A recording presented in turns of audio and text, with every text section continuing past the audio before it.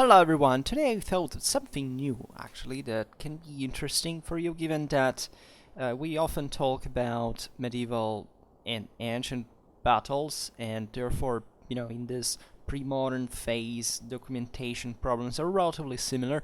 Today we could actually just stick to the medieval ones because as we often said, the ancient are sometimes just a couple of sources, but as we will see, that can be an interesting exercise and useful one as well. But I was thinking of simply like how, you know, what are the steps take to actually reconstruct a battle historically. Like, if you imagine you want to start from scratch, you have no experience with this, or maybe you're acquainted with history and maybe even with sources, etc. But simply you've never done it. So as we've stressed multiple times, and how we have also confirmed through the Clausewitzian method, that by the way is the one we follow on a regular base, we study, we try to understand warfare in the historical sense. It is trying to properly reconstruct it on the basis of evidence that speak of reality, right? Not of truth, but of reality. So things that derive from something that happened in a way or another. Doesn't matter how falsified, how subjective, whatever, but we go by the sources. Is to in acquiring thus a competence on how campaigns and battles were actually fought. There is no way out, at least for a civilian, but to, through studying the freaking things from an historical point of view, that is, reconstructing them from the sources. So not reading books that talk to you about the battle, right? Yesterday I was reading a biography of Ulysses Grant, and it was a lovely one. You could tell, how, how much the author actually knew about the topic, but it was a relatively concise one. And talking about the military operations altogether, yes, he pointed out the most important accomplishments of the Unionist commander-in-chief, but still, for a person that hasn't studied the actual campaign, the actual battles, it becomes very difficult to say, okay, now I know what was the actual commanding capacity of Grant, just because this guy, in the book tells me, as a concise version, makes a synthesis of that, and then I basically have just to rely on what he tells me. And this is how most of history goes nowadays at disclosuring levels, right? We create this myth of individual scholars to say, that scholar wrote so many books about the thing, he must be, so good. Yeah, okay, then you read that stuff, you realize it's mostly commercial, and you say, okay, but what did I actually learn in detail about the topic that I was so interested to know in detail? And most of the times you're dramatically disappointed.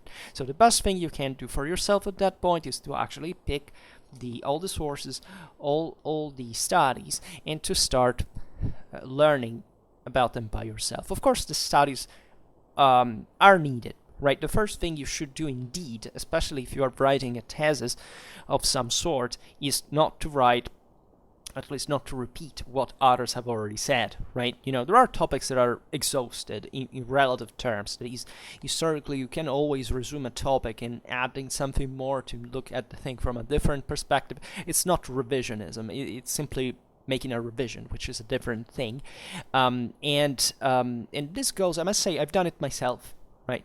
For example, for my master thesis, that was about a specific battle plus campaign, telling the truth.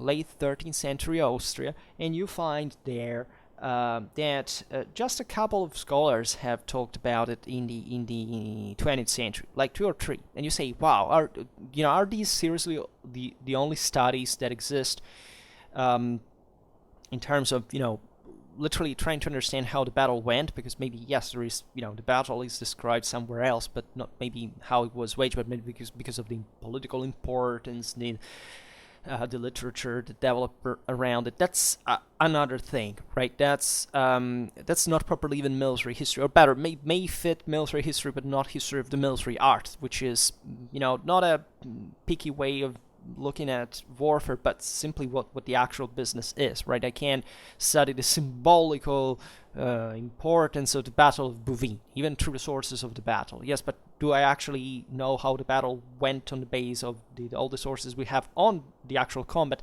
That's a different thing, and that's why we distinguish the two things, and most historians do not actually even know what the difference is between properly what the art of war practically means, right? The alternative is for you to be a military man, to have actually commanded troops in battle, but that's another thing, and that's also, not, it doesn't tell you everything you need to know, but it mostly acquaints you with the difficulties much more brutally, the much more brutal ones that you have to even understand what went on in a combat that you were actually present in or even commanding, right? Which reveals you a bit better how, relatively imprecise, naturally, any historical reconstruction can be, right? Because also if you're a military man and you're making just, you're relating about what happened in combat, you're making a history of it, right? So that thing becomes an historical document and somebody will study it eventually. So that's how history is made, literally. And we see all the time that, from eyewitness accounts, that this eyewitness actually didn't understand much about what the hell was going on, because truly, and even here we should make a little digression. We often say, because war is chaotic, right? It's a mess. There is so much confusion, nobody understands anything. This is not entirely true. I mean, battles have a logic that sometimes escapes naturally the individual, eyewitness account, because maybe the eyewitness account, just for example, was in one line, while others were fighting sometimes even kilometers away. So, but that doesn't mean that there isn't a broader logic that you can't, that can simply allow you to say, okay, we simply don't know what the hell happened, right? We may not know through that account, indeed, but that's where also the military art, the theory of military art helps, especially in comparative terms, to understand what happens. Because if you studied, just imagine yourself, this is a trip I've gone through, right? Let's assume you've never studied a medieval battle before from the sources. So you have a general, maybe you even read a lot of stuff, right, about these things, and many battles even at a time. Maybe you're an Osprey collectionist and like to study all the different battles. So what normally happens through that experience before is that you basically have a broader, let's say, let's be honest about it, unless you haven't learned the book by heart, you have a somewhat still foggy view of what happened. Yes, you know where the thing happened, who was involved there. You've seen pictures. You have an idea of how the troops looked like. You have what the commanders were, what the outcome was, more or less which tactics were employed, and how the maybe even how the lines alternated, what the actual combat went like, roughly speaking. But still, there is something about that, is that, as I was saying before, there's not the connection between that reconstruction that you read, that picture that you see, and don't think that, for example, the guys who make the maps are the same guys who write the texts, right? Which often is evident, and the thing mismatches. And the sources, that is to say, that step, let's assume the author says sources say, and several sources, and maybe makes just an explicit example of one of them, but you still don't know what the others said, and that's a problem, because you're basically relying on this guy's discretion to tell you what is usually there. Okay, this guy can be authoritative, can have some reason for doing so, but still you, right? If you are interested to know how the thing went, you can't escape checking what those sources are. So, even if you read multiple of these battles and you start having a comparative degree of what is, but still you will miss usually something like, how big were these armies usually? Have you pictured normally, I don't know, in sequence, in a certain regional context, in a certain era, for example, how large certain units were, or what degree of, fact checkability we have of that, and or what the, banally, the space between lines, right? In a territorial sense, I mean, the terrain in many ways is a protagonist in battles. do you know what that place looks like, for example, on the battlefield? I remember that's I often say in my master thesis, and I promise I will cover that at some point, both in I will integrate that battle in our battle videos series as well, but then I will probably make a broader playlist about that because it's a freaking amazing thing, historically speaking. I had studied that thing for 1 year, right? More or less. Had other stuff in the meanwhile going on, but still, basically, for 1 year, my mind was on that battle and those sources on Google Maps and all that I could see, pictures, etc. The year after that, that I had studied literally everything, like all the various sources, etc. I actually took a trip to the battlefield. And what I learned when I was there was like reading an open book. There was something that as soon as I stepped on that field, I said, you know what, now I got it. Like what I couldn't see through all this information I studied for with all the difficulty of making all the various sources matching if it was possible, if there was a rationalizing interpretation, all the background, etc., doesn't fully make sense until I stepped in here, right? And it's almost a spiritual experience. It's like a pilgrimage. It's something undescribable. I personally never felt anything like that. I had other kind of emotional experiences, sometimes very strong ones,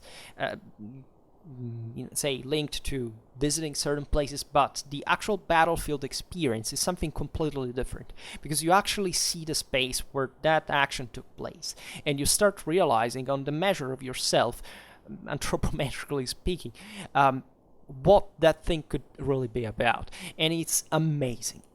You don't see a place, you see their history leaving underneath that soil. It's something incredible. And if you ever do that, please, if you ever study battle, please visit the battlefield, even if there is literally nothing there today, as most battlefields really are. What's Azincourt? It's a shitty place, at the border with Belgium and France. There's just literally nothing about that. Zero. But still, that's, for whoever has studied the battle, is something undescribable just to step there.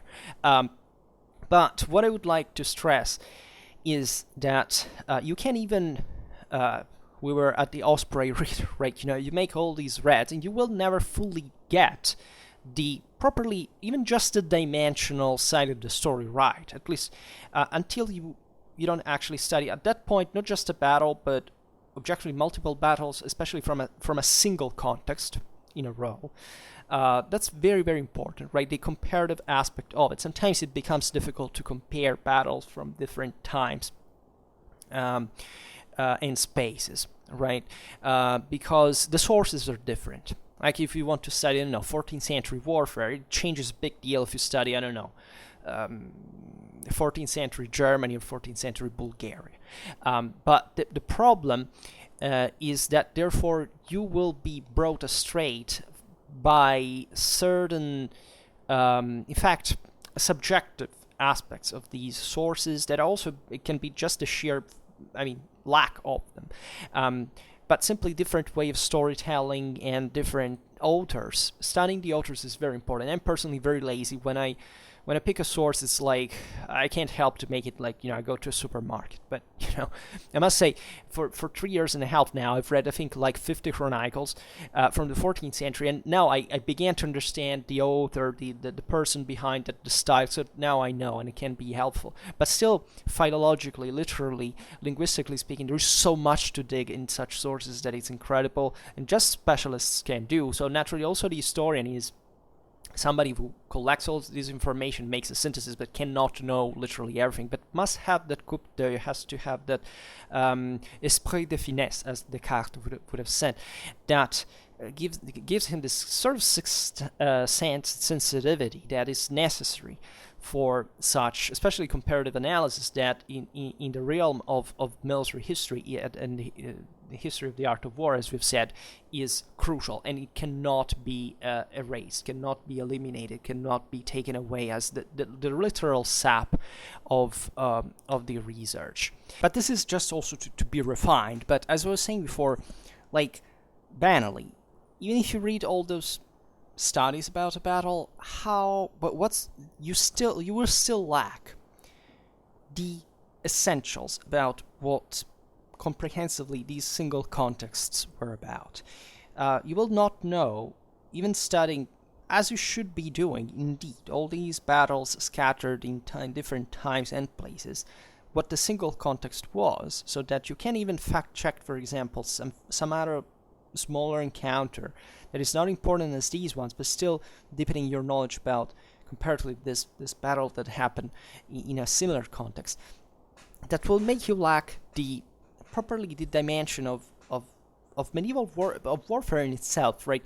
Recently I made a video that is entitled something like, have we got medieval warfare right? And in there I was explaining in my experience of my research how indeed we may have literally, but I'm not kidding, and there I explain the thing as, broadly speaking, as Westerners, as the best academic tradition there is in the world, completely lacked the actual dimensioning of medieval warfare among the various countries. That is, we have basically read medieval warfare through a just single individual perspectives and not having actually even compared elementarily the various contexts, even in contemporary times, within each other, to properly highlight what are the single most advanced, for example, or developed military contexts in Europe at a certain point. Maybe the memory of a battle was, ideologically sponsored, so that became a big game change. I guess a kind of a didactic watershed.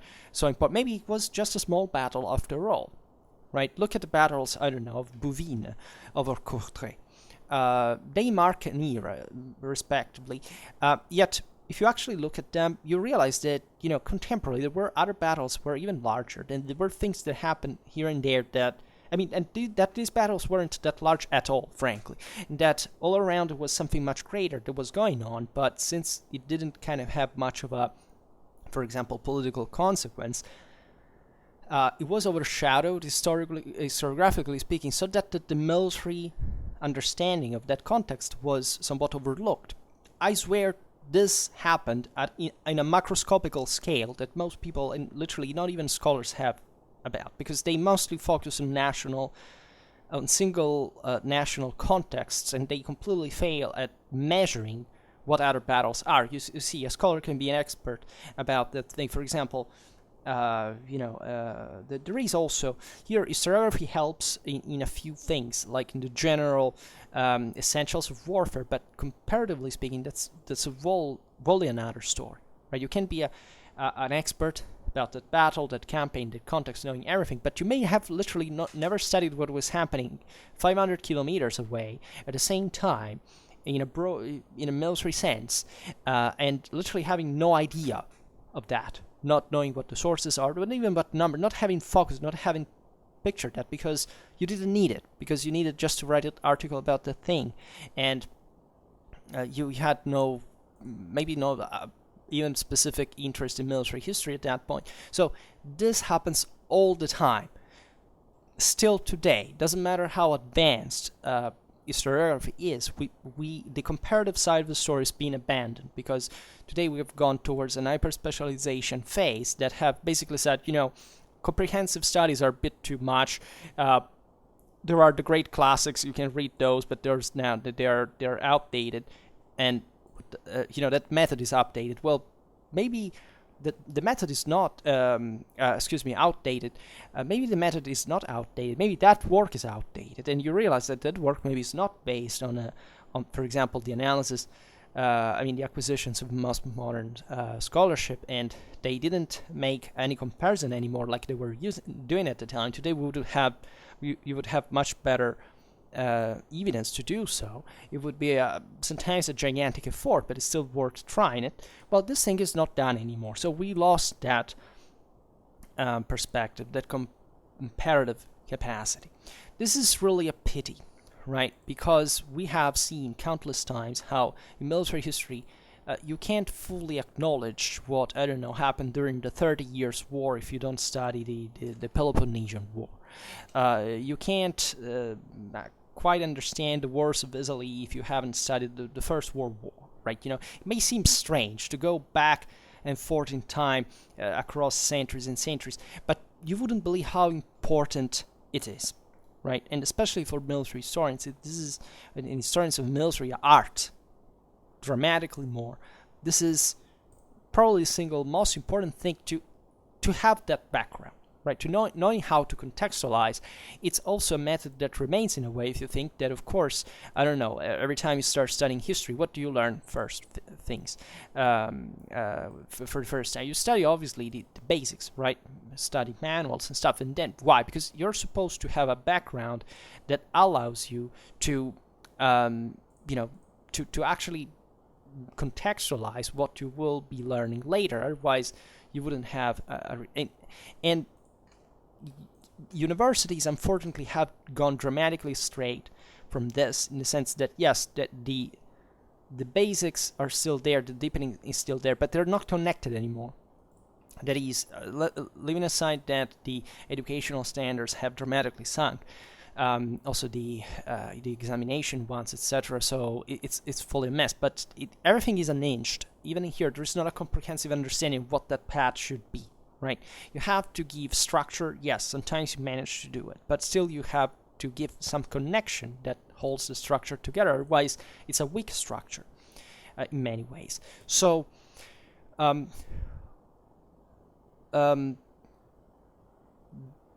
This is a necessary premise for anybody who, in the first place, wishes to enter the mindset of such research. That is to say, even when you want to study a battle, you can't, let's say, decontextualize it from its background. I know it's difficult to do, because especially with tactical history, it's very tempting to simply say, okay, well, screw the context, because here I'm just studying what the battle was about. Yes, in a way you can do it, but it's never a good idea. That is, of course, you should have at least a strategical background. That is, every time, as we'll see now, when you make an analysis, you have to understand what the battle was fought for. Otherwise, you would not understand its logic, and that's also skipped sometimes. At least in bad works, and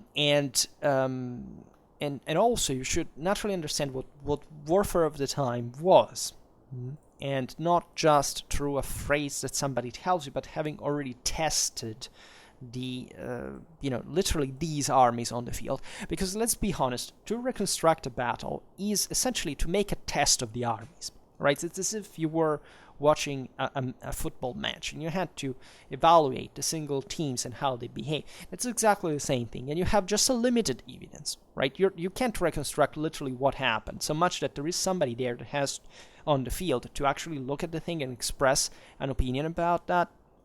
So to regulate the game, well, so you have to be. That's why naturally it's much better to be there, in reality, even though a battlefield is not generally a beautiful place to be in. But as a historian, you have to be there in the measure in which you have to take literally all the sources, if you have them, the ones available, of course, and to start reconstructing the thing. Naturally.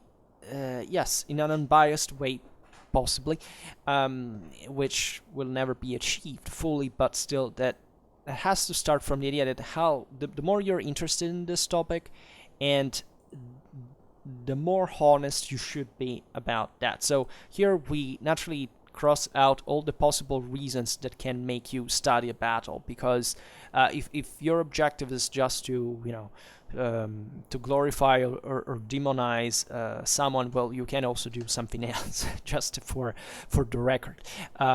Here we're talking literally about explaining what happened.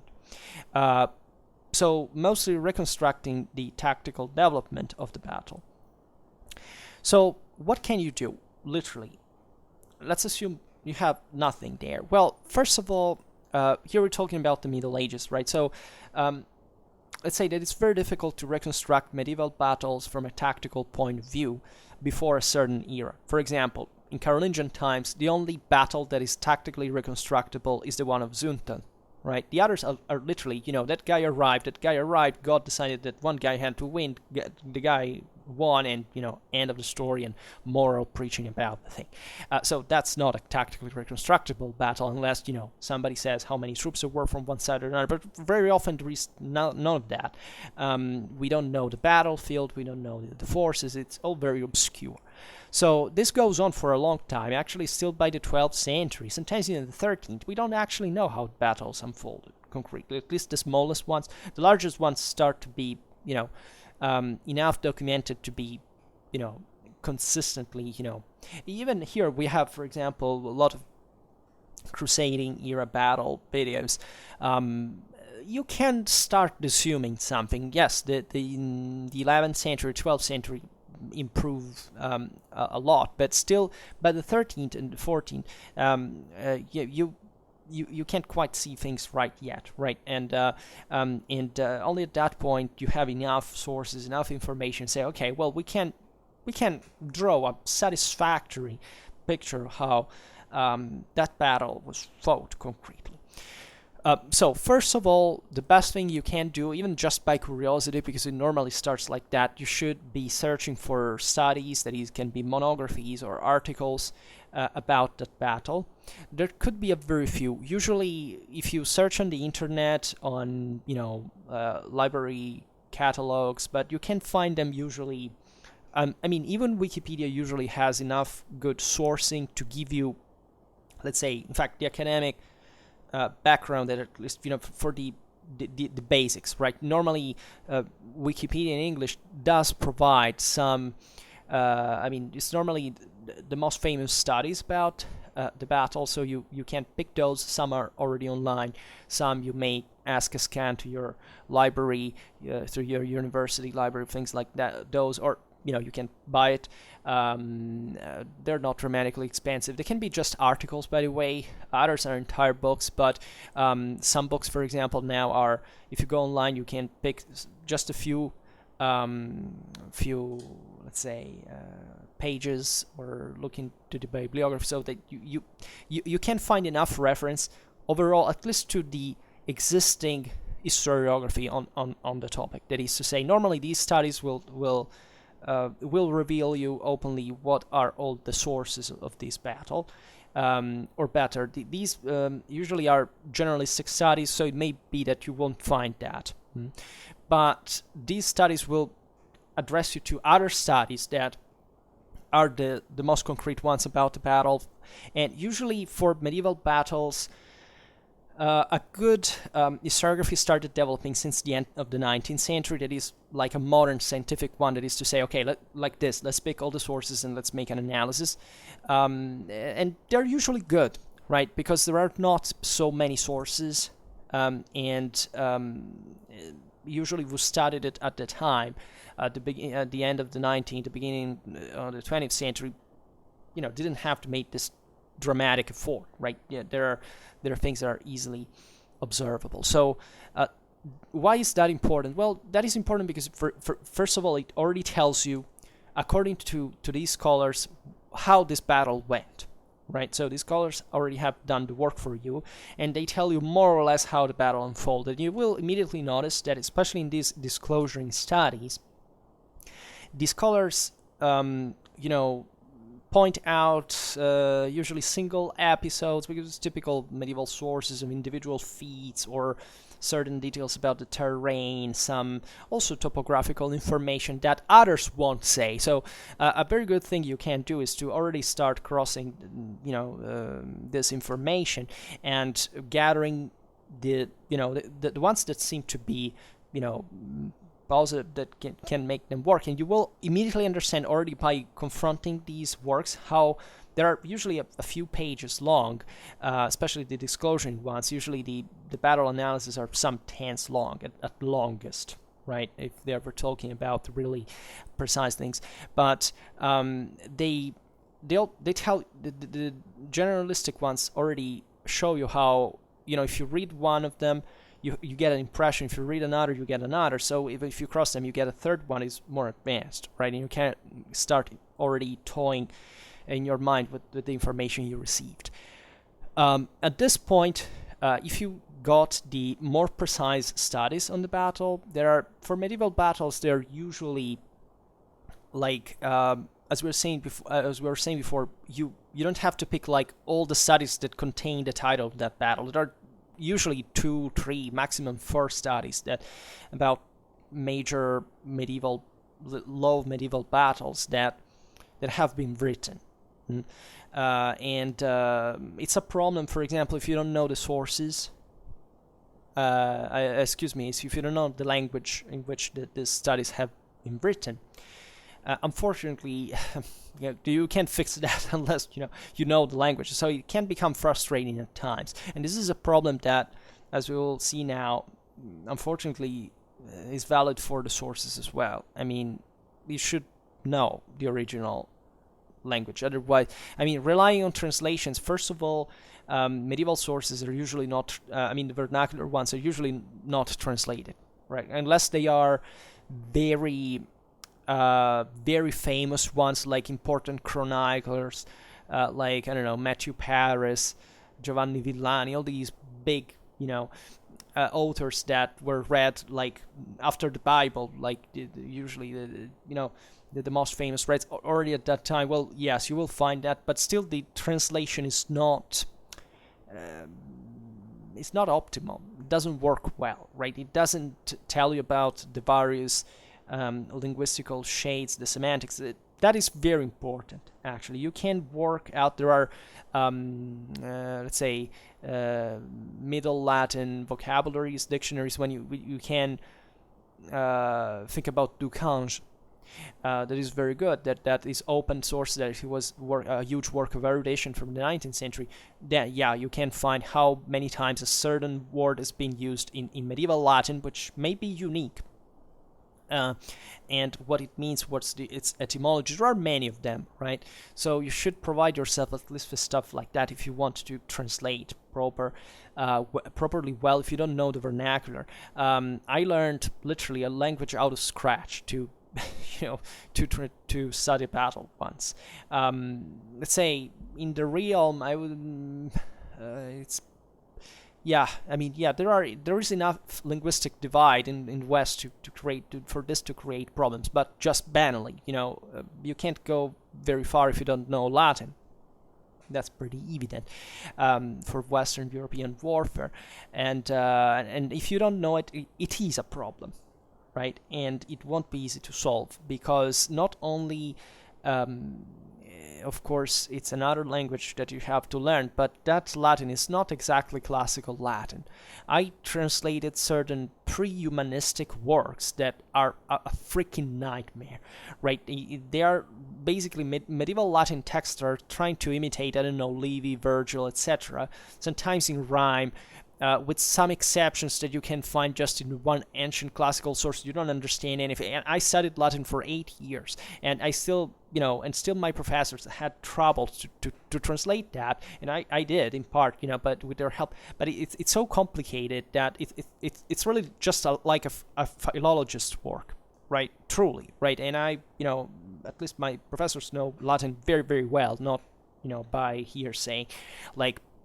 Honestly, I think 3/4 of medievalists in the West. But the problem, because seriously, today we have PhDs in medieval history in Europe that cannot translate Latin, and this is, I think properly the measure of the intellectual collapse that we are achieving educationally speaking. In Europe, basically kids today even barely are able to speak correctly their own native tongue sometimes. And this was being told to me as a complaint by a professor that was talking literally about 18, 19 years old people that came to university.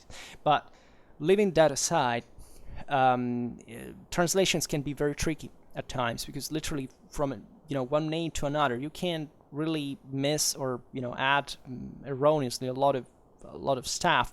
And don't believe that top scholars actually don't do this. I could quote you quite eloquent examples, but I won't, for it would be too unelegant. Even though, that would still reflect how serious the problem is.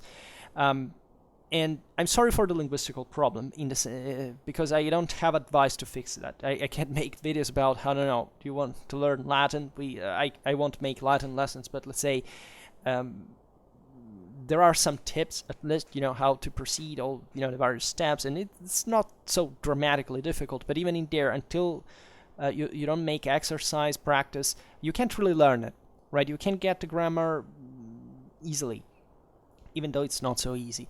Like for any language, but until you don't actually translate a Latin text, you can't test your capacity, your understanding, and usually these things are done when you're a kid, right? When your mind is still flexible and absorbing enough to retain the information.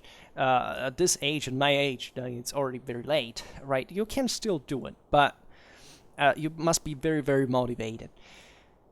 I won't even digress on the reason why you can't use a translation proper, because, I could make an example from the ancient word that I make every time. Like Connolly translated at a certain point longica, that would be the ancient Libyan heavy javelin, through the Loeb translator that had translated it as spear or something. So Connolly translated it as a pike.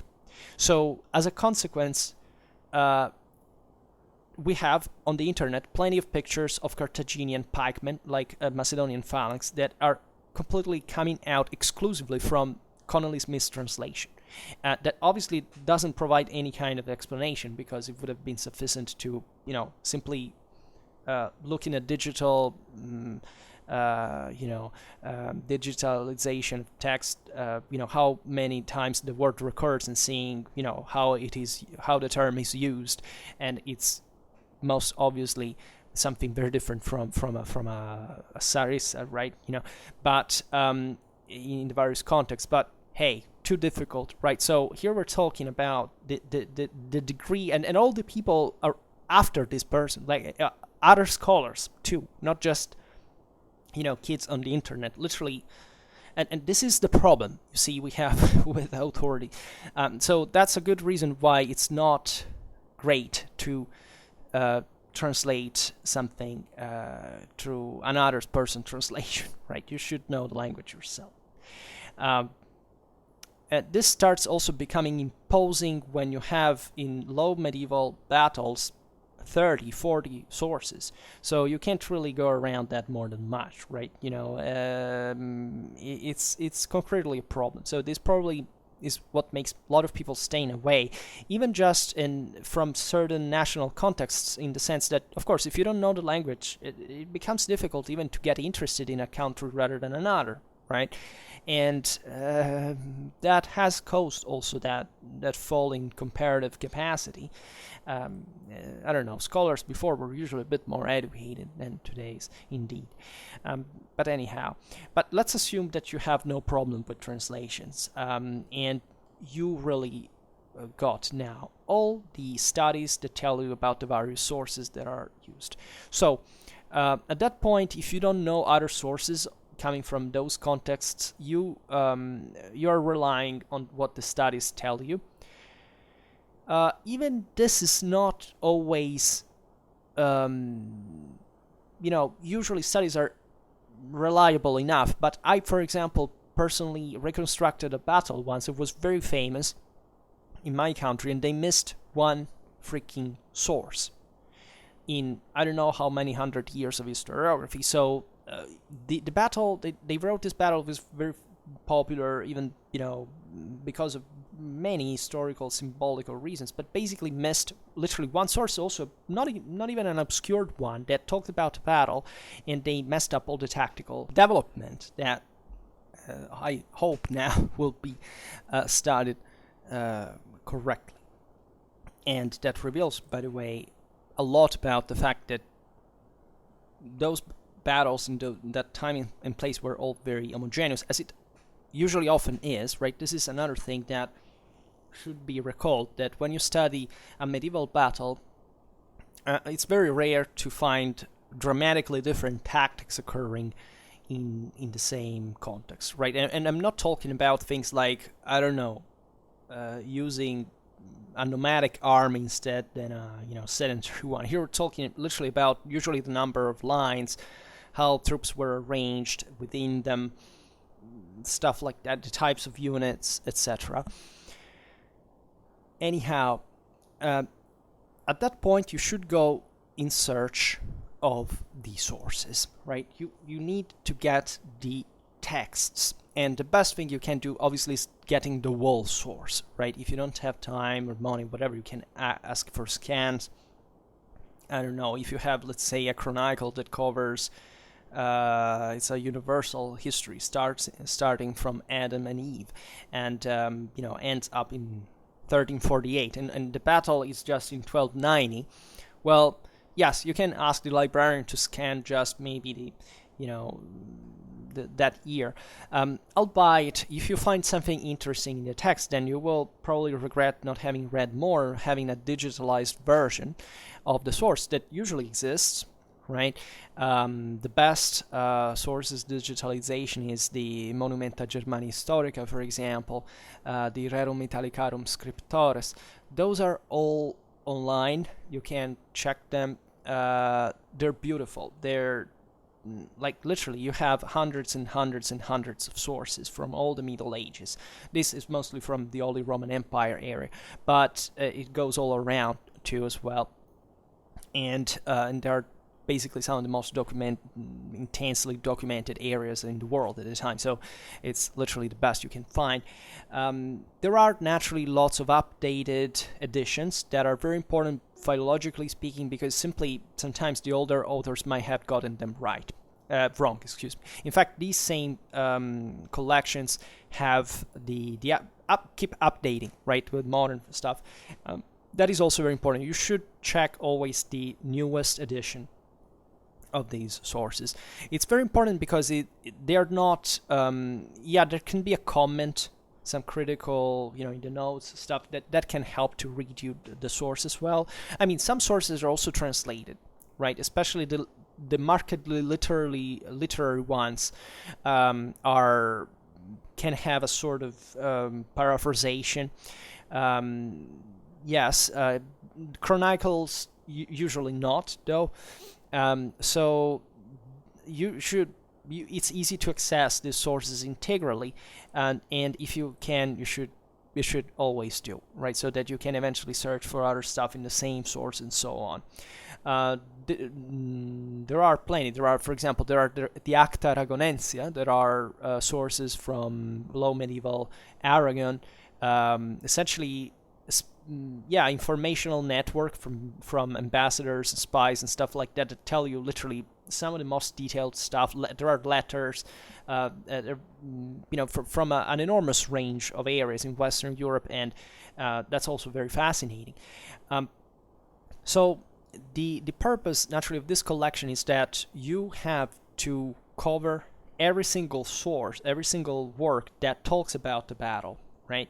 And carving that out and making the whole work of analysis, as you will see. So this takes a while because, as you understand, getting the texts can spend even a good month if you don't have the works before. If you have to go out for libraries and so on.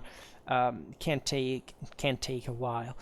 You also have to acquire a bit of familiarity with the sources themselves, having an idea. Really, lots of them are digitalized, are available for free. So sometimes it happened to me to go out to ask for scans, etc. And there was actually the public. Usually, librarians, if you ask them to provide you with that information, they usually, since they have to do the work for you and already know how the thing works, they usually tell you, look, there is this public edition here online, you can check that. All right, and especially you should be acquainted even with the problems of bibliography, like, for example, the names of these sources, because some scholars that studied and edited them with a certain name. And sometimes it's difficult even to understand the name of the author at the beginning if you're not really sure how it's called, if it's the Latinized version, if it's the modernized one, if it's called from the name of the birthplace or the name of the person. Like, you should make a background check about who this author is and what work he did actually write, because sometimes there are also continuations of these chronicles that happen maybe after their death, but sometimes they are, for example, from Renaissance times. There are also kind of re-editions from that time. There is a beautiful amount of studies from early modern Europe that actually analyze step by step all these chronicles as well. So those are important studies that you can use next to the source to say, look, this learned man from the Renaissance knew this. For example, there is also this problem that there are certain Renaissance authors that had at the time certain chronicles that today are lost and that they used to write their own stories. So at that point, if let's assume it's you're writing about a 14th century battle, and this guy had while talking about that battle in the 16th century had a chronicle that told about the battle, but that we don't have anymore.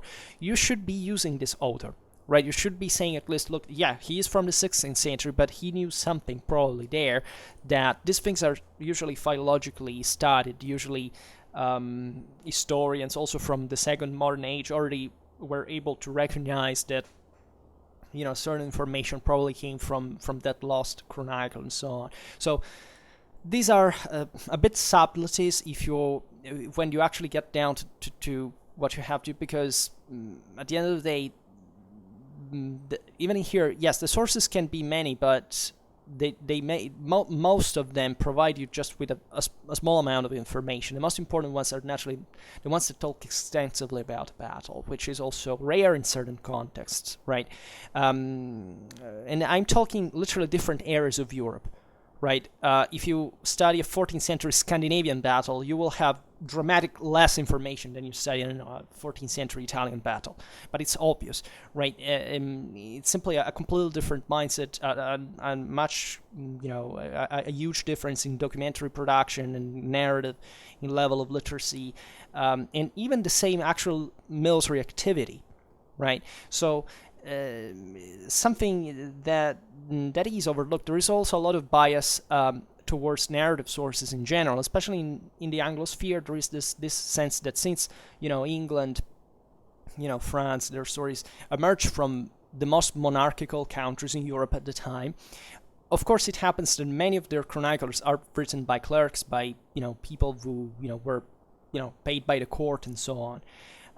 This is true from other eras. For example, during humanism, later on in the Middle Ages, there are similar dynamics. I don't know. By the time of the communes, authors were much more prolific and rational and objective than they were in the Renaissance sometimes, because we're literally participating to that political and military life themselves. It's like a bit Hellenic classical sources and Hellenistic sources. It's a completely different reality, and we know much better classical warfare because it was written by citizens that participated into it than the later and more advanced Hellenistic warfare, where, however, the soldiers were just a bunch of scumbags, proletarians with literally nothing, and they did just war by profession, and the only one who were in charge were kings, right? So the question here is naturally getting this idea from the background that it's not, how many people you meet that think that the Middle Ages was just about, the nobles ruled, nobody read books, everything, they see this dark flatland. The Middle Ages is none of that, right? And especially by the low Middle Ages, late Middle Ages, the amount of sources, the diversification is something incredible, right? It's very difficult even to study altogether this stuff because there is so much to know that even as a single battle becomes a huge research in practice, especially if you want to give it a campaign background. Relatively to campaign background, at this point, given that it's just a tactical analysis, it's not enormously important to reconstruct it.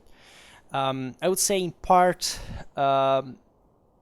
is a waste of time. Not much because, of course, because it doesn't give you a much strategical depth to it. Like usually the information about the marches, the kind are not so in depth like the ones about combat, right?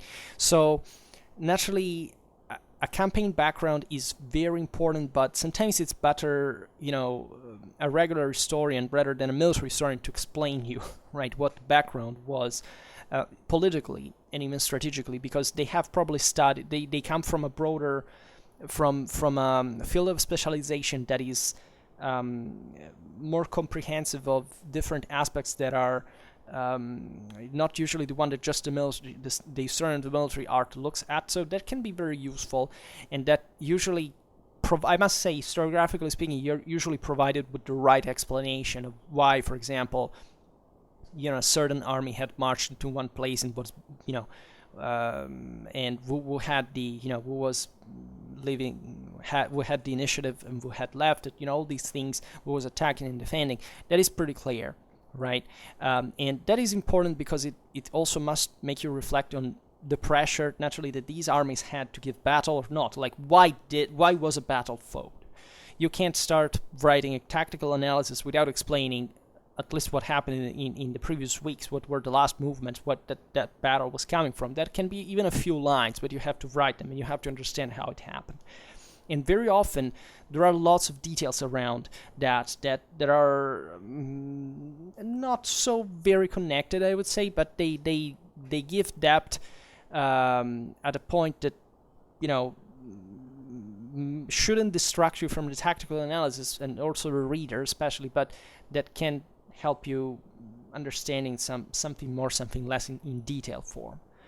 So once you have collected basically all these sources, where you usually have all this information, because the sources we talk about the battle is, let's say, are the ones that contain also all this background, right? As we were saying before, these are normally chronicles. People have problems with narrative sources because, as we were saying, there is this bias towards from certain national historiographies that are used to see that there is no, usually the historians were courtiers. But if you look easily at other regions in Europe, it's absolutely not the case, and especially when there are many chroniclers from different cities, different places, and they're freer, and they talk about the same story, that you realize that they actually are saying all the same things about the battle, and when they're not interdependent, by tradition, which usually happens after generations, like they copy each other, but at the time,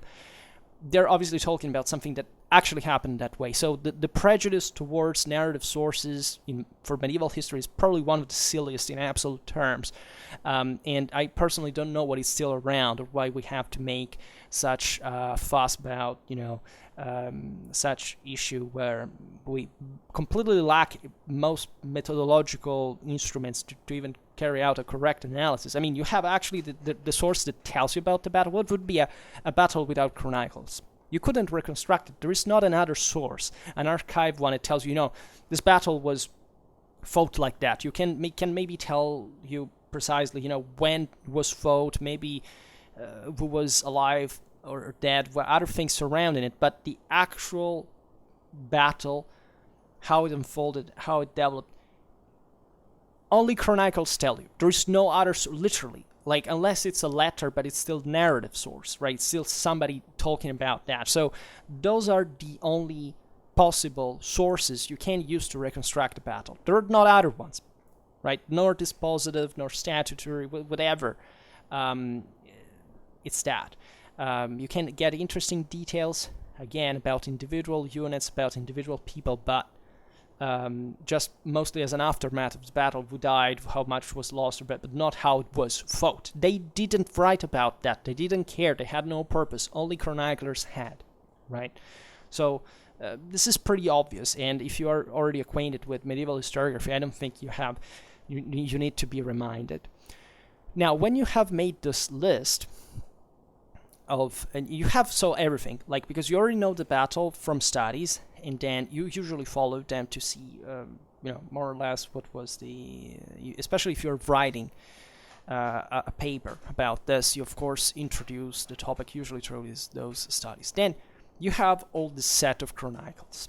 There can be many, right? It can be few. There are battles that are even very important with thousands of people that maybe only 2 or 3 sources effectively describe for what happened, right? You will, for 2 or 3 sources by, I don't know, the 13th or the 14th century to talk about the battle development, you will find at least 10 times more that state that the battle was fought, right? And that add maybe some minor information such as, but we're talking about shades, like, I don't know, many were killed instead than few were killed, which is not just that, let's say, by experience I tell you that you shouldn't be too upset by, that divergence, because it's normal. Over usually 30, you see, they mostly said that there was a big battle, and if the chronicler doesn't feel the need to describe the battle, usually it will just say, okay, we won, we lost, and with how much losses or not losses. And so it's the story of the half empty or full glass of water, right? Everybody had the idea of, was it such a big defeat? Well, yes, but you could, because it's relative, right? So they usually wrote like that. You don't have to worry, but usually and they may add some other interesting information, such as, for example, the locality where this battle was fought. There are many battles that pass down to history with the name of a place that actually is not where they were fought, but maybe 10 kilometers away, and that is also interesting. Or when the battle was fought, or I don't know, even the numbers. Sometimes the one of the losses, for example, are usually, yes, the sources tend to vary a little bit. They're wild, but we don't understand even how many were killed, how many were losses in other ways, prisoners, etc. There's not a real scientific, linear, categorical way of approaching these sources and getting a scientific data there. But what is important is the narrative of how the battle was fought, because that reveals you, through certain hints, what kind of tactics were used and how they worked on the field, and therefore from there you can try to make everything match in a rationalizing sense. How to do it? Well, you should read carefully all these sources. If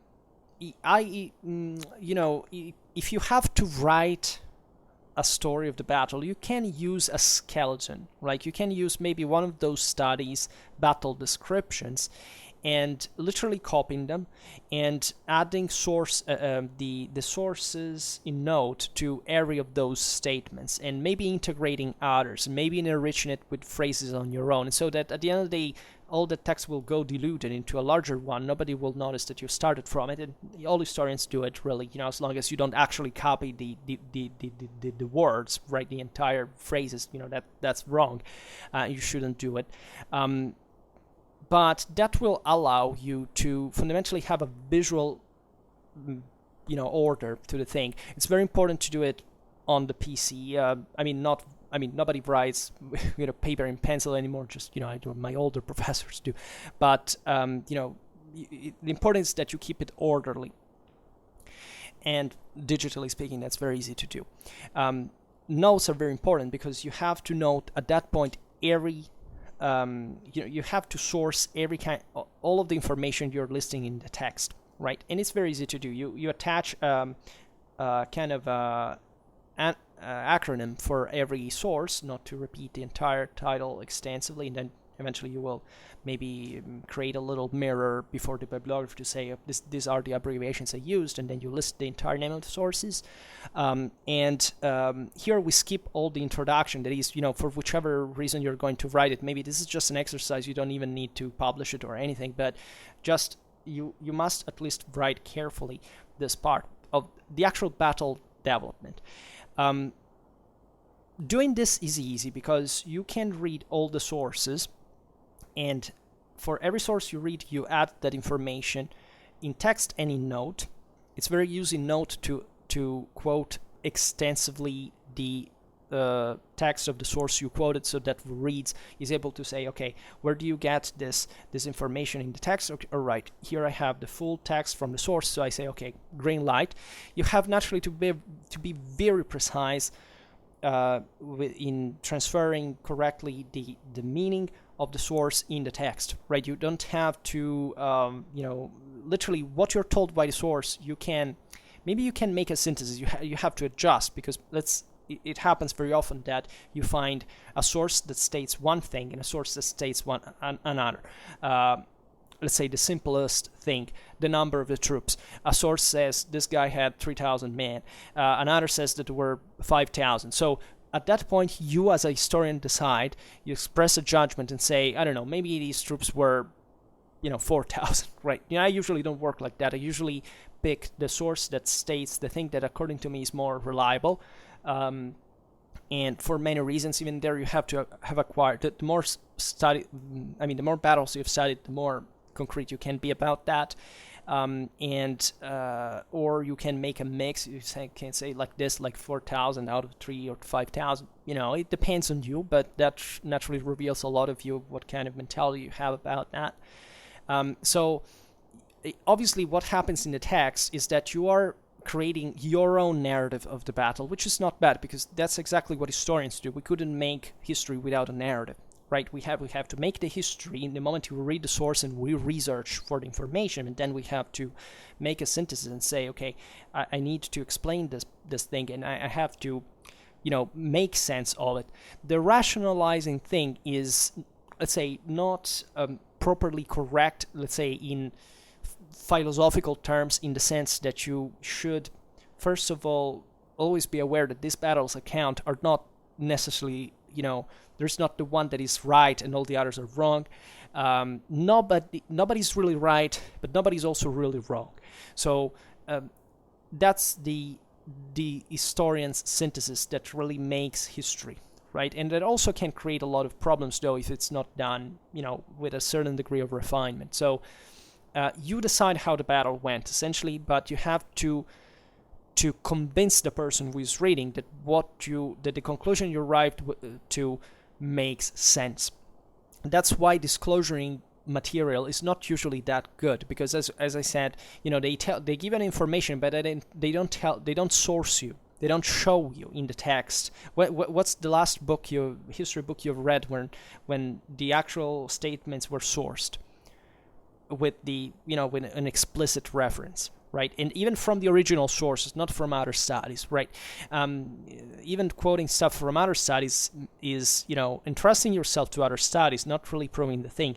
When you make a serious history work, you can't do that, right? This is not just about battles. You have to literally quote every source, or saying, maybe you can refer that there is one study that talks about this in this term, so you can add it. I personally, in the notes, add I list all the sources openly, and then if there is a study that says, I don't know, for example, there is somebody else who studied the battle and came up with the idea that those soldiers in total were a different number from mine, I write it. I say, for this guy, the number was actually 6,000, and I simply put your mine in the text by saying, these two armies, one was made of certain amount of troops, another, and as we've seen, just all the list of the numbers from the actual sources, and then you list the studies that tell you, according to me, they were. Of course, you have to be careful that the studies haven't quoted something more than you do, right? Because it may be that studies are in possession of archived documents that you don't, that they should also quote by extent, and they usually did in this great erudite works, studies from the 20th century, the early 20th century, and you can quote them as well. Sometimes you can literally, it's not very nice, but let's assume you don't have the actual source, right? If it's an archived document, you can, it's a bit tricky, because you could copy literally could quote the document and pretending you actually looked in it, but you didn't, right? Instead, if the guy's quoting a source, still it would be better to take it. But if it's like a published, edited chronicle, and the actual information is to be found there, and you can Google it. Maybe you find it from the actual scan of the book. I don't know, something you may find. But the important is that you're sure that you get straight to the original source in a serious scientific work, because otherwise you're not credible. You see, what you're writing here is just for you to make a point that somebody else got maybe better or worse in a way, and that you have to cope with. So literally, you read all these chronicles and you add all this information. Therefore, you have a nice list. You have already a narrative, you already have a sketch, you have the main information in the text, and you have all the information you need in the note. Naturally, you will have to reread both the sources and the script multiple times, because it always happens that you didn't notice a certain word, a certain orientation of the author, something that skipped your initial interest, and simply certain passages that are not immediately clear. Right. This happens also, for example, if you don't translate correctly a passage, if you understand that what the phrase is saying is referring to that specific point, but you haven't quite still made sense of it, and you're still trying to picture that. In all this, given that we're talking about a battle, the other fundamental, the crucial thing to do is to have had a map in front of you. You cannot study history, not just military history, without maps.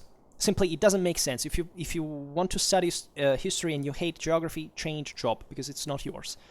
History is studied exclusively through geography, otherwise it's not history. The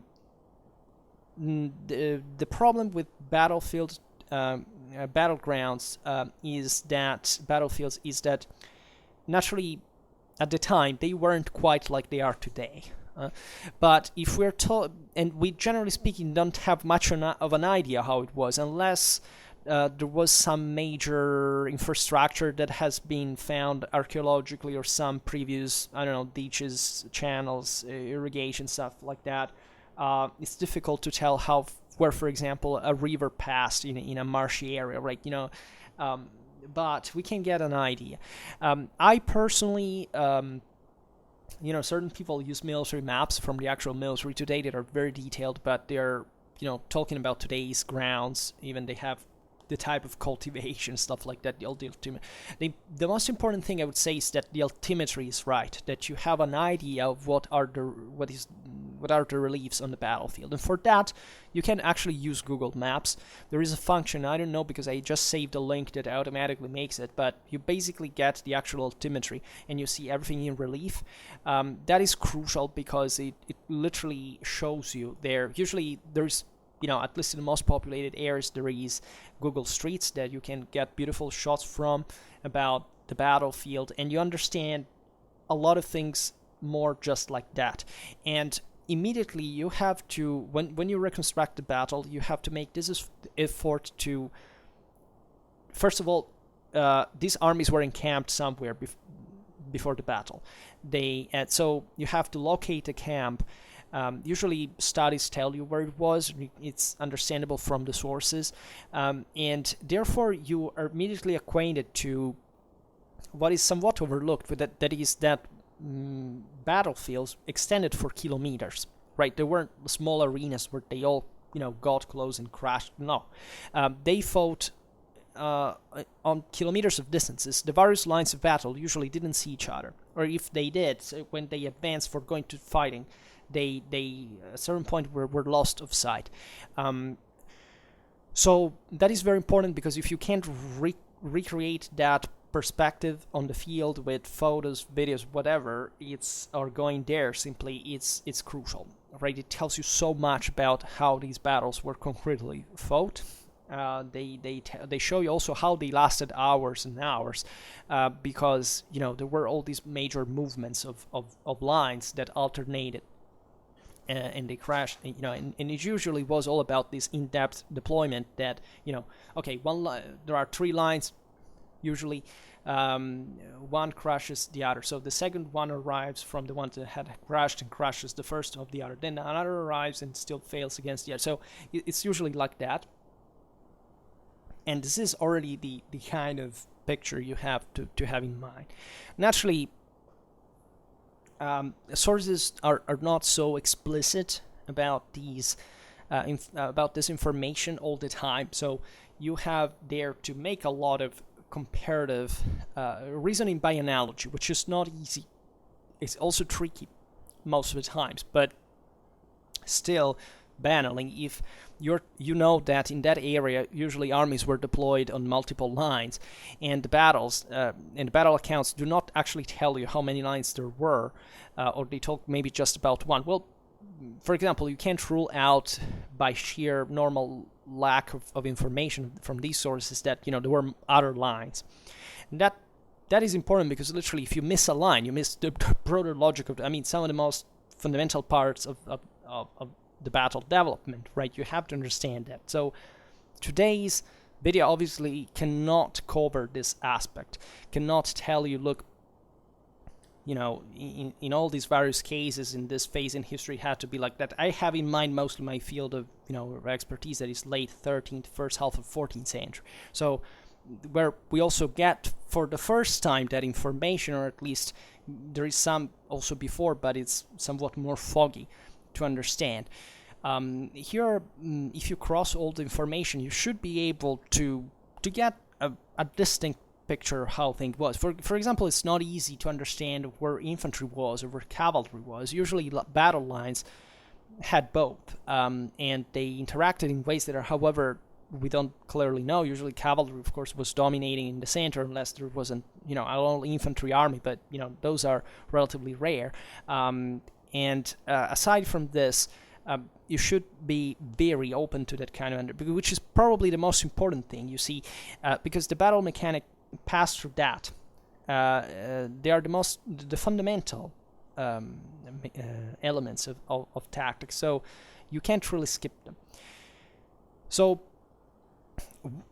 now that you have the battlefield, the script, the information, all this stuff, you should try to make sense of this battle, right?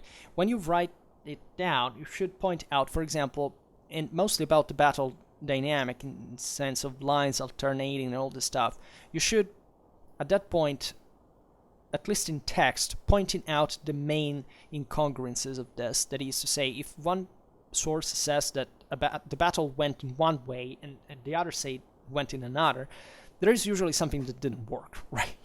Either the author was very biased, that it happened to me to find battles where there were allies fighting together, and in one account, it was usually from the most primitive people, they talked about the battle as if their contingent was the only one who fought it, right?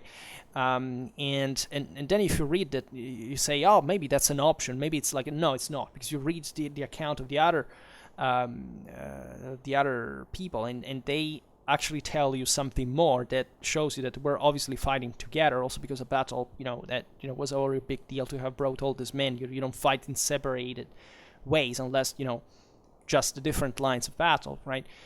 So there are certain things that are just not plausible, and even if you don't have the actual evidence, right? But even absence of evidence is not evidence of absence. So you always have to be very, very careful about everything you say in that regard. But when there is a very evident contrast between the sources, you have to at least point it out in the text, right? You can do it in the note as well, saying, this other source maybe states that. But if it's something very poignant for the actual battle development, you should write it in the text, because that is a problem that you have to solve. If both sources are kind of reliable and they're both saying sensible things, you should try to fix it. It's not really about an oppositional opinion. It's really mostly about trying to make the two accounts congruent with each other, right? The battle narratives can be very different in the first place, simply for how they are styled. out. Some will tell the battle just, I don't know, talking about the commanders. Some will talk just about the lines. Others will, I don't know, have just a comprehensive look of the movements, but not maybe they won't descend in further detail. So very often what actually happens is that you have two versions that tell different things, but that they're not incongruent with each other. So you can actually integrate them, or at least present them with a degree of flexibility that usually the source gives you. Because I don't know, I remember there was a battle in which well, it's kind of complicated to explain now. It would be too long. I promise I will talk about the battle. But say there was fought like according to one account, as a complete pitched battle with all the lines deployed, and another said that just basically the various lines were, with the different commanders weren't decided whether to join battle.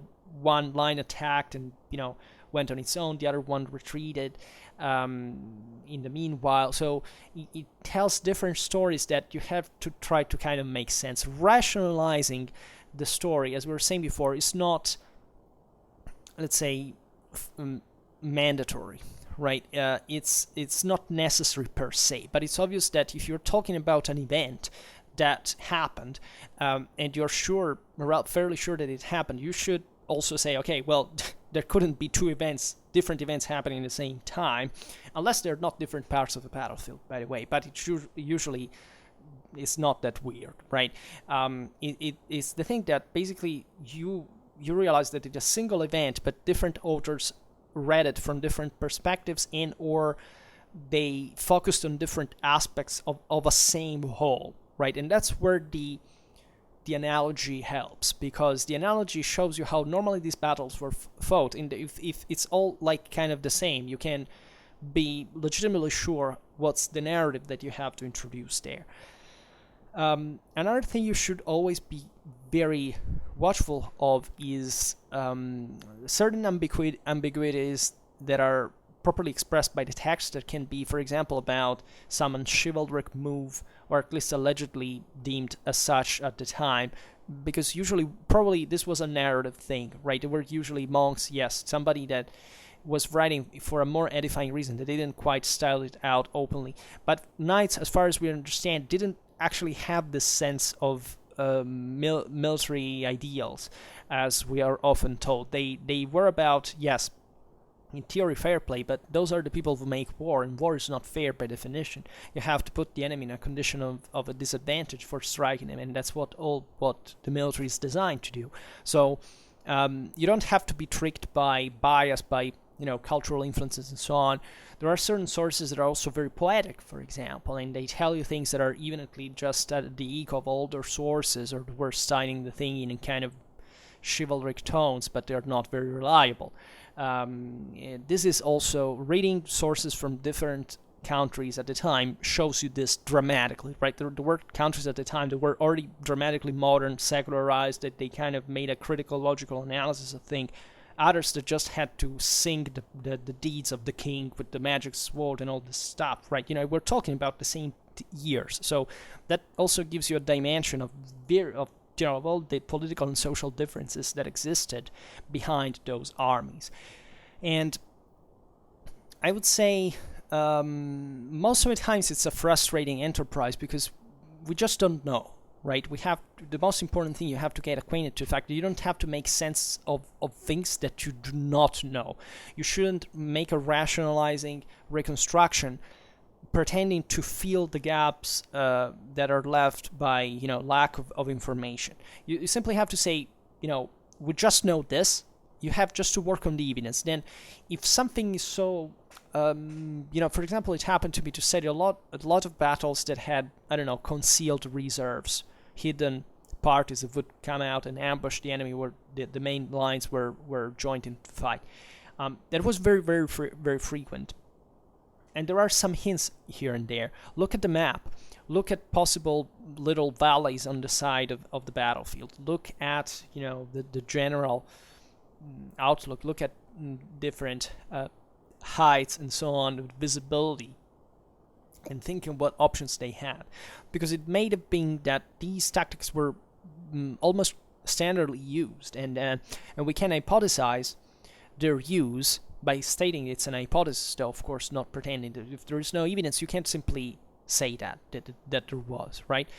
But you should be always open to the possibility that there was, because sometimes, history, that's exactly the point, that experience and comparative capacity gives you the ability to understand what is plausible even when it's not sourced, and what is implausible when it's not sourced still. So it's an exercise that takes time, again, and experience, but it can be very, very useful.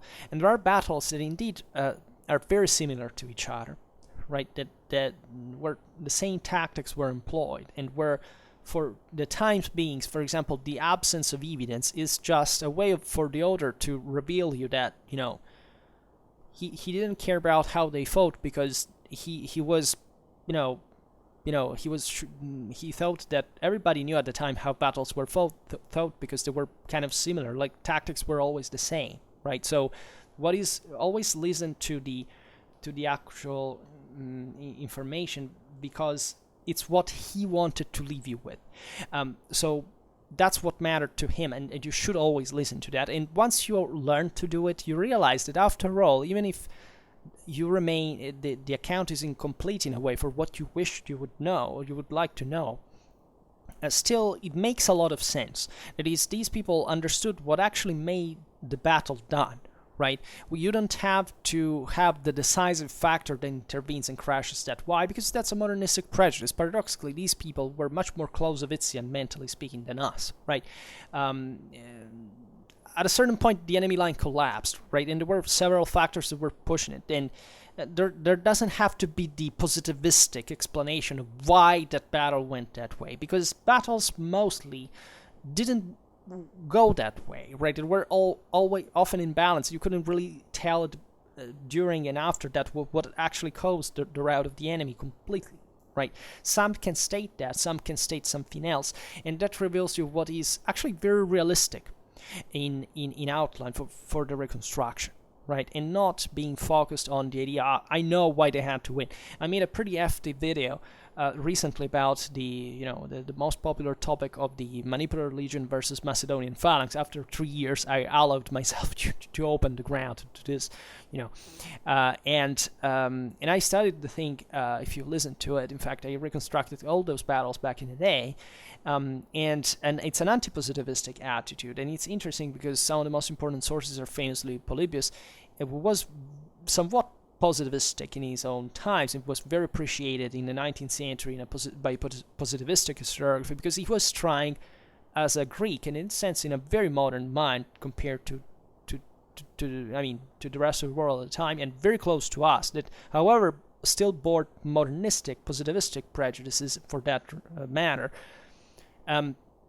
didn't quite get the thing, right? And is often misinterpreted, misused by saying, since Polybius said that, then it's like that. No, it's not really like that. And I know this can be subtle. Okay, we won't talk about Polybius because there would be a lot of things to tell about him that I love, but he was absolutely not the alleged great military experienced individual that is often quoted but it gets naturally to the point of how much can we rely on an information given by a source of the 14th century, on a battle like this. Well, it's difficult to tell. Of course, at that point, you will never know, right? But if this is the beauty of comparing multiple battles, that the more you do, and the more authors you see that are unrelated to each other, that however altogether show you always the same pattern, and that pattern is the actual proof that at the end of the day those battles were very likely fought all like that, because it's always the same pattern in a way or in another. Yes, maybe in one there could be one line more and one line less. There can be maybe no attack on the flank, there may be no vanguard, guys that had to break through, like the ultra elite chosen ones, but at the end of the day all the rest is like the other battles, right, all the time. And at that point, you realize that these sources very often were not just reliable, but very reliable, because they were objectively picturing a plausible reality that is confirmed by others continuously. So, again, if you don't have much experience, it's easy to say, okay, well, but we don't really know, we can't say. No, there is something we can say, and especially in the history of the military art, that pattern repeats itself over time, even when it changes through historical years, because in war there is always a certain pattern, and that's actually what we study in the von Kriege series, and why we study history like this. So I believe that this is very important to point out, and naturally a good battle script should have this introduction on the moves of the armies before the battle, where they were encamped, etc., how these clashes happened, pointing out things that do not work well, right? The accounts they are conflicting or something. You have to provide your own opinion on this, and remaining open, by the way, to the fact that we simply don't know. There is not necessarily a way to prove somebody wrong or right in that sense. We should only be thankful we have that information in the first place. Then, naturally, we have to also make sense, like how and why a certain army won or lost. Well, usually the sources always tell you. And they're always the same reason in a sense, and they're much less technical and complicated. Just like in war, things are very simple usually. It's just that they're not easy. Actually, they're very difficult. But especially the larger the battle is, and paradoxically, the more unsophisticated usually is. I mean, certain minor aspects around it, certain ruses, certain traps, etc. Maybe, yes, they can be, but let's say the larger the battle is, the simpler the dynamic is at the end of the day, and the more clearly outlineable.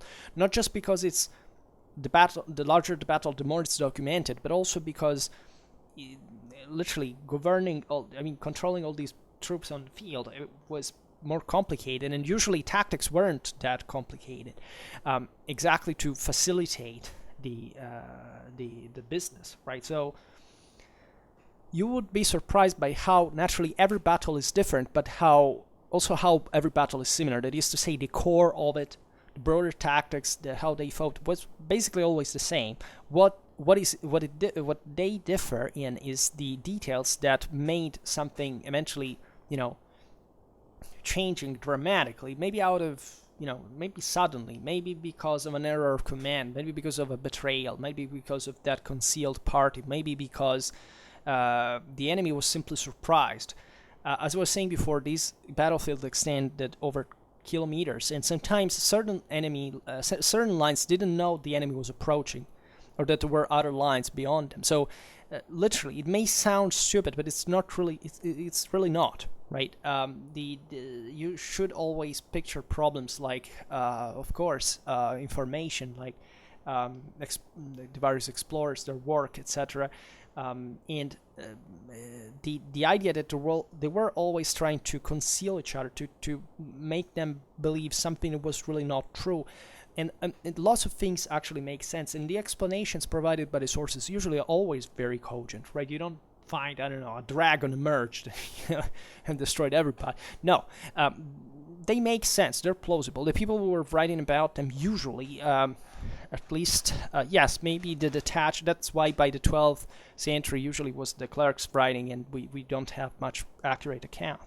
But when laymen start writing, when they were usually involved in these battles themselves, or they knew how things had gone, they had reliable information, and after all, they were writing because so that others like them would learn about them. So, and you can always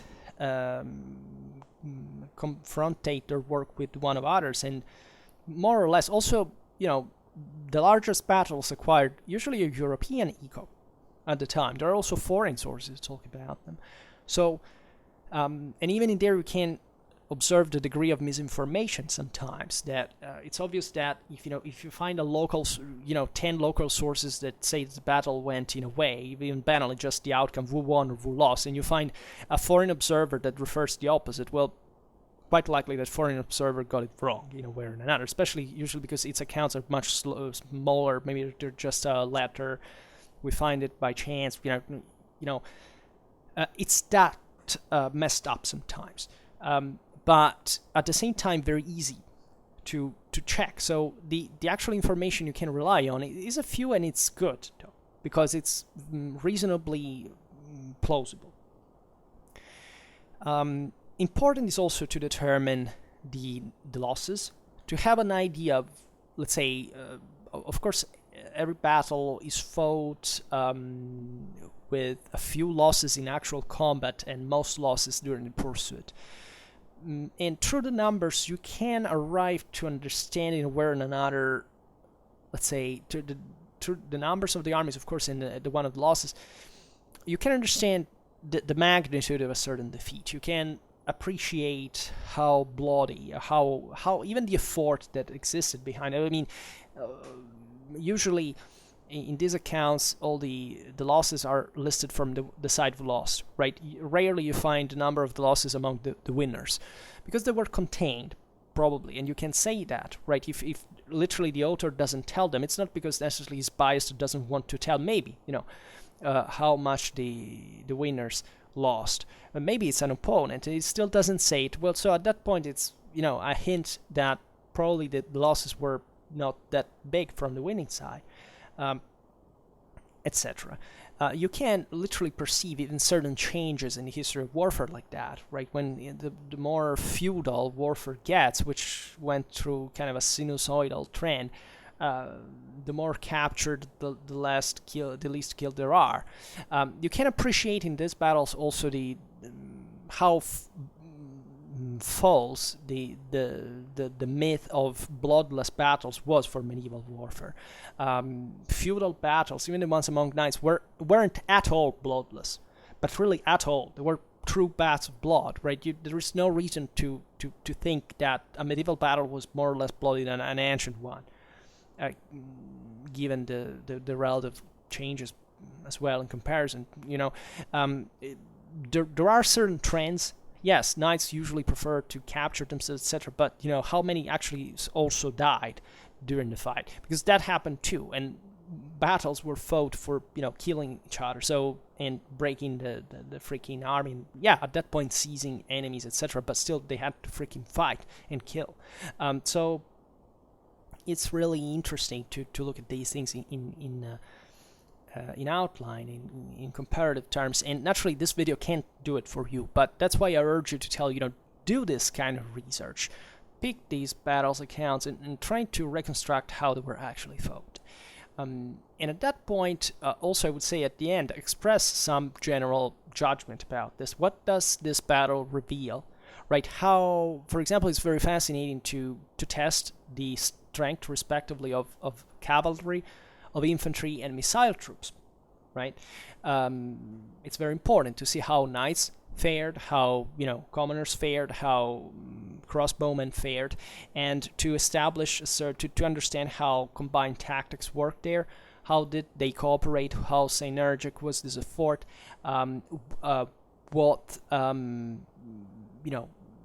Who had the upper hand, right? In this period, there are, for example, infantry victories start happening again at the beginning of the 14th century.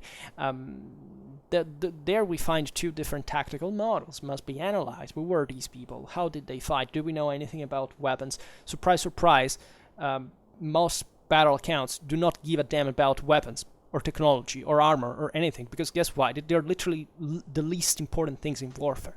What they cared about was moral. A medieval source understands much better than a modern mind that what matters there, it's the actual moral dimension and how the various lines alternated. They fought all with the same weapons, guys. It's that easy, right? What differed there is having control on the various units on the field, acting in the best time. That's what made the thing, not what kind of weapon was used. And if some source says, okay, there's a weapon that is used, etc., that's still important, right? Crossbows really hurt, but badly hurt.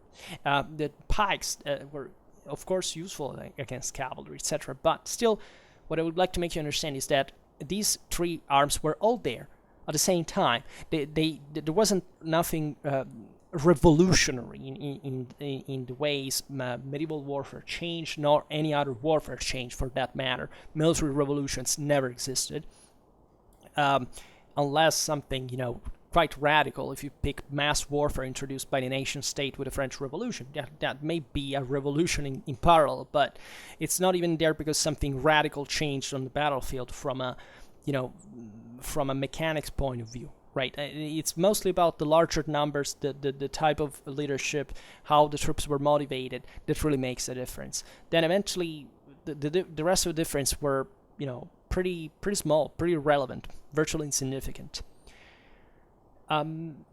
So, trying to contextualize this evaluation, this judgment, on the broader military historical knowledge that you have. Like, what do you think about this? Were you surprised of this outcome in this specific time and places?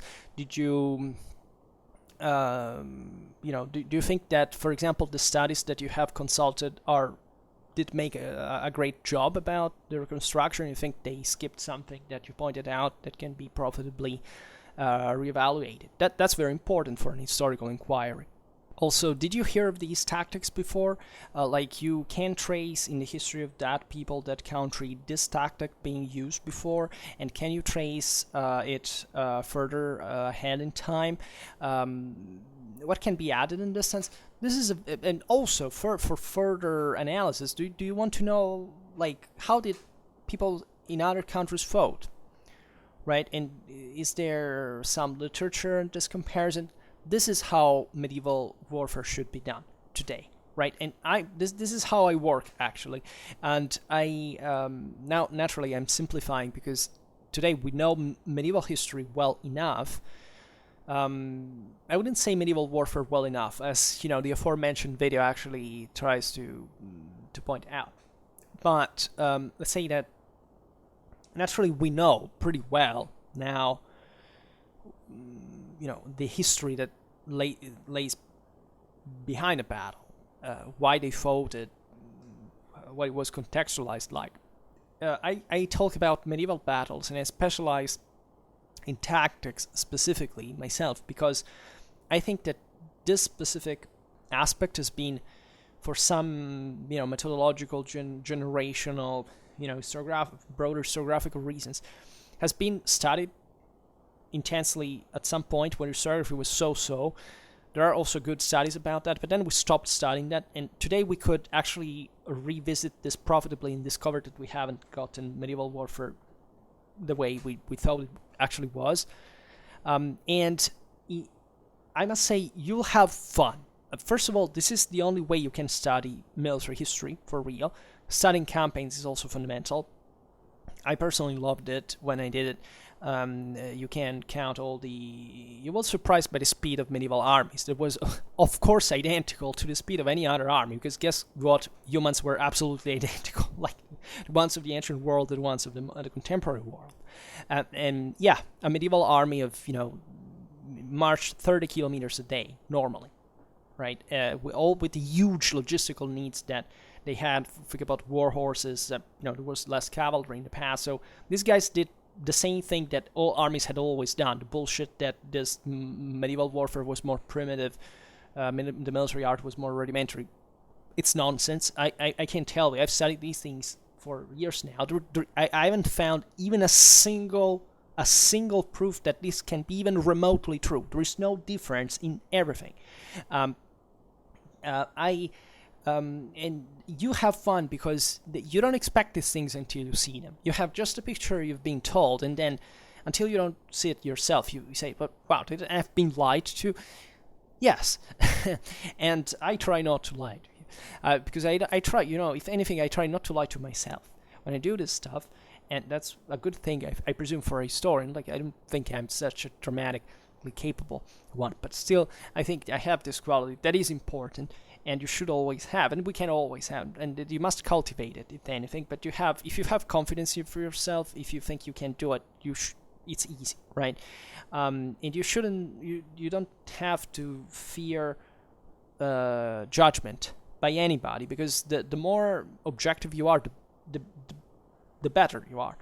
in front of everybody. And secondly, you simply have fun. Like it's funny to discover places. I learned geography sometimes through this stuff. Uh, it tells you a lot about the actual practice of warfare, right? All the the advancing maneuvers, the motivations, the news, the information, the skirmishers, the raids. That is real warfare, right? It's important also to study. There are not just the big pitched battles, right? There are this many other encounters that everybody says, yes, because medieval warfare was actually made by all these smaller accounts. Then find me a study that actually studies this stuff. They normally don't, so that they usually say, because pitched battles were actually rare. Were they? Because I personally don't think so. I don't think the Middle Ages pitched battles were rare. If you look at the ancient warfare, modern warfare, yes, there were maybe larger battles, but not on that dramatic, frequency, with that additional frequency. If you consider the same, the amount of people, the population density and so on. In medieval warfare, they actually fought more or less in relative terms in the same ways, right? Pitched battles were not rare. And the reason why they believe it's rare, because mostly these scholars, what do? They say, okay, there were all these skirmishers as minor combats, etc., but they don't study it, so they say simply numerically, like pitched battles were less. Well, thanks my eyes. What do you think? Was there ever a war where pitched battles were majority, numerically speaking?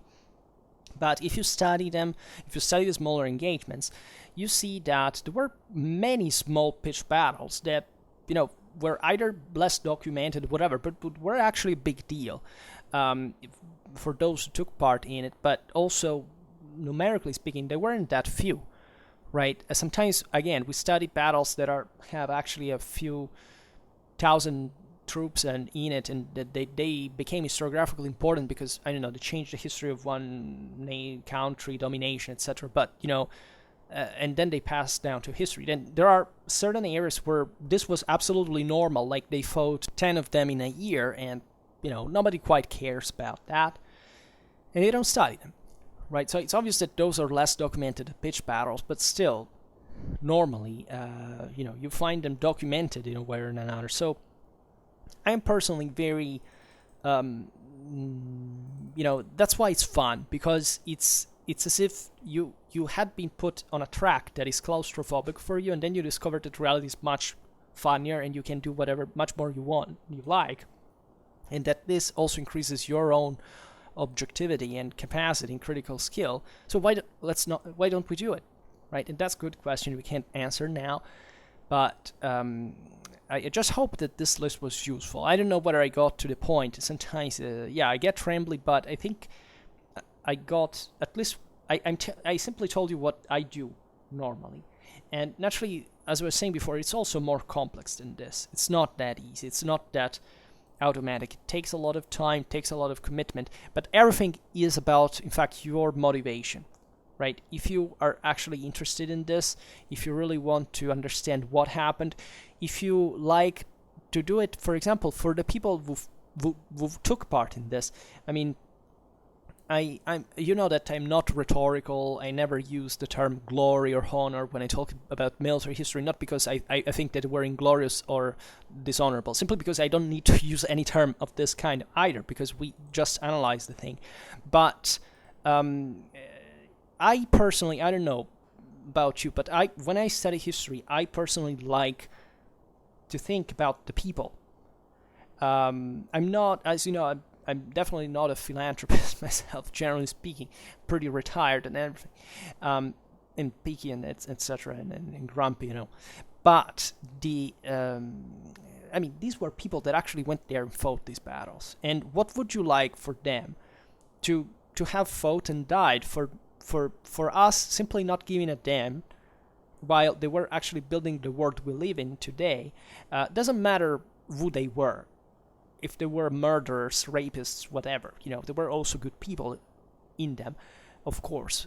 They had very different morals from us, but still, this is, to me, war is it's the field of a human application that reveals all its intelligence under the greatest single pressure that a human event can cause, collectively speaking, and and when you study these battles, everything becomes clear. Like all the bullshit about people you hear on the internet saying, they should have done this, right, because they would have won and I know better. You realize how, of course that person has absolutely no idea what these realities were.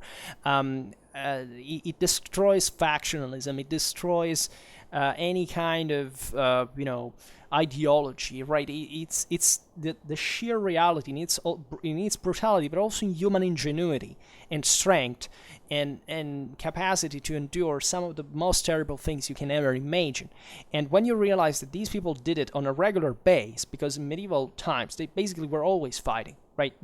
This is somewhat obscured by studies that concentrate mostly on civilian aspects, but in military history is not very sad. But these people literally fought all the time. I mean, not everybody, but I mean, these societies, doesn't matter who they were. They could be kingdoms, smaller, polities, communes, city-states, other thieves, even tribes. They fought all the time. Like, they were always at war with somebody, in a way or another. There was always some agitation. There was always somebody taking up arms. There was always some mobilization. This went on. They calculated that, 14th century France, if I'm not wrong, had a level of, military participation that was higher than the one of Prussia at the time of Frederick II. Frederick the Great. So, I mean, it was a different way of war. No doubt, it was. There were different means. The polities were more fragmented, more unstable. But yet, the warfare. If you study medieval warfare, you study literally 1/3 of the medieval world. I mean, there's no doubt about this. And it's, why don't we study it like that, right? Why also don't we realize that there wasn't such a thing like medieval warfare, but it was just warfare, right? Human warfare, we could say. Throughout all history like that, and just trying to understand how they fought it, and especially discovering that they were all doing pretty intelligent things, right? When you study this stuff, I personally never came across somebody that did something particularly stupid, nor I think I'm more intelligent or more capable than a military commander of the 14th century, right? They may have done mistakes, but still, what they were doing was pretty competent looking. From the sources, there's no doubt about that, and the world is simply not perfect, so you can exploit faults and things that go wrong, and that is not legitimization for saying, things are, So there is a deeper reason why we study this stuff, and that's why you would study a battle, right? Not just for, it may sound boring, right? When you start at the beginning, you have to collect the studies, you have to collect the sources. Oh my God, it's so boring. Yes, it is boring. I must say, it is. There is always, when you have to make an effort, you say, oh my God, I wish I didn't do it. Well, but at the end of it, you say, you know what? Well, it was worth it in a way or another. Or maybe it wasn't, but still taught me something that will make me do better next time in everything, right? And that's how military history changes your life, because it makes you see life and the world in ways that you didn't know were possible before to see. And that's why it helps, and it really makes a great deal of benefit to society, right? It responsibilizes people, I believe, and that's very important to me. Anyhow, for today, we stop here. Naturally, we will talk again about this topic because, aside from the fact that, as you know, we have our battle videos playlist, so that we actually have, at this point, tens of examples of actual battles of this kind and how to analyze them for hours. And we'll keep doing that, hopefully. There is still so much to say, just even about the method and the various differences historically speaking, and so it's an evergreen. Anyhow, for now, just hope that you enjoyed this video. If you did, please share it. Otherwise, leave a like or subscribe to my channel if you're interested in my upcoming content. And for now, I thank you heartily for listening to me. I wish you a nice time and see you next time. Bye.